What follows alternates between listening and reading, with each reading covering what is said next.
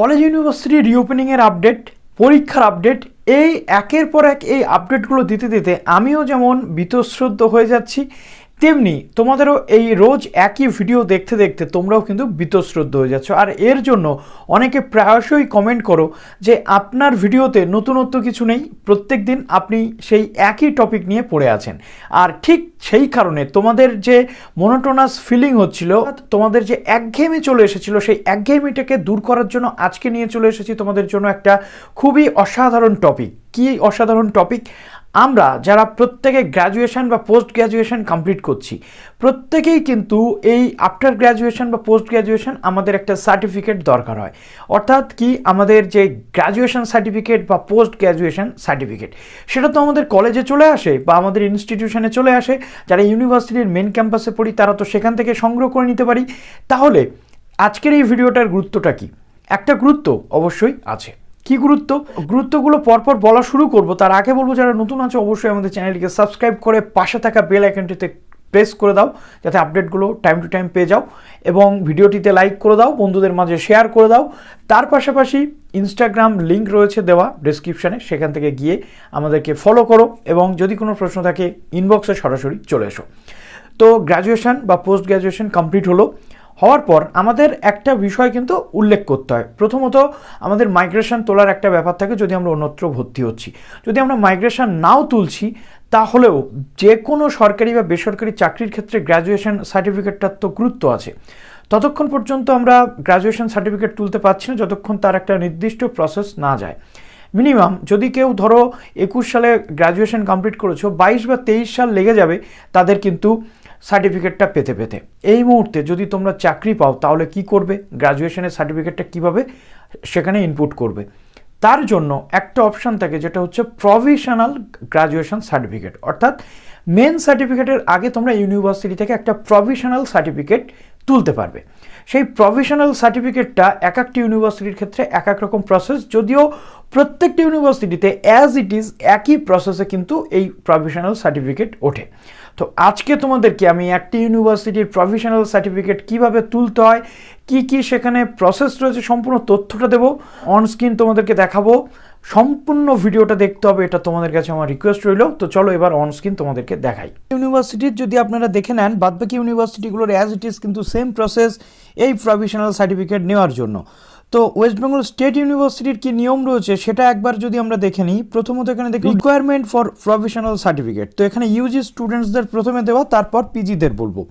তো অ্যাপ্লিকেশান একটা আপনাদেরকে লিখতে হবে, the registrar West Bengal state ইউনিভার্সিটিটা যে কোনো ইউনিভার্সিটির জন্য আপনি যদি অ্যাপ্লাই করেন, সেই ইউনিভার্সিটির রেজিস্ট্রার স্যারকে আপনাকে অ্যাড্রেস করে একটা অ্যাপ্লিকেশান লিখতে হবে।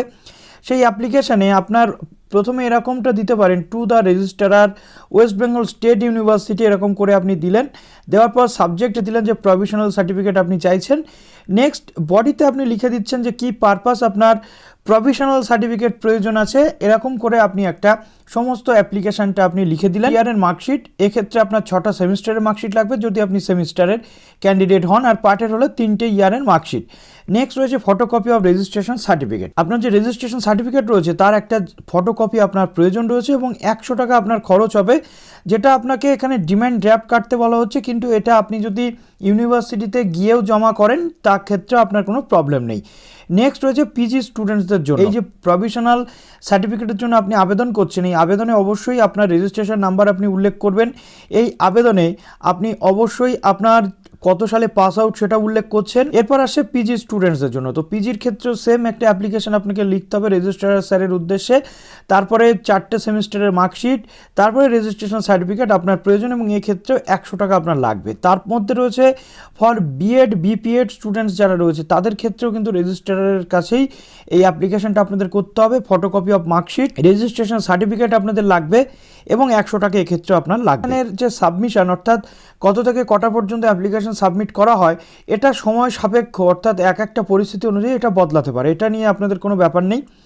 তারপরে রয়েছে অল ডকুমেন্টস যেগুলো লাগে। প্রথমত দেখুন সমস্ত ডকুমেন্টস, যেটা মার্কশিট, রেজিস্ট্রেশন সার্টিফিকেটটা উইথড্র করবেন তখন এগুলি আপনাদের লাগবে। প্রভিশনাল সার্টিফিকেট কি বলা হচ্ছে, মিনিমাম আপনাদের 1 মাস সময় লাগে নর্মাল কেসের জন্য, আর 10 দিনের মধ্যে আপনি যদি আর্জেন্ট কেসের জন্য দেন সেক্ষেত্রে লাগবে, তবে আর্জেন্ট কেসের জন্য কিন্তু ফিসটা বাড়বে। এবার আপনাদের বলতে চাইবো, ধরুন আপনার পাস আউট আপনি হয়েছেন 2016 সালে, আপনি সার্টিফিকেট এখনও নেননি, আপনি চাইছেন যে প্রভিশনাল সার্টিফিকেটের জন্য অ্যাপ্লাই করবেন, এমনটা কিন্তু হবে না।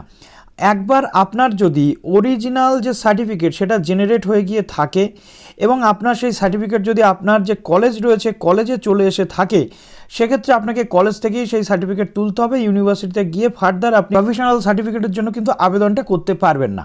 সেক্ষেত্রে আপনার ইনস্টিটিউশনের সাথে আপনাকে কিন্তু কন্ট্যাক্ট করতে হবে।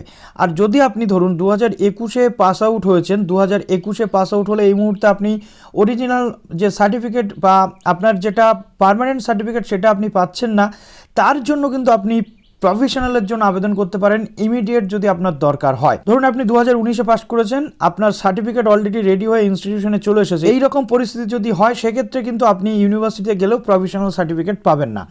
তো ভিডিওটি কেমন লাগলো অবশ্যই জানাবেন। ভালো থাকবেন সবাই, অল দ্য বেস্ট।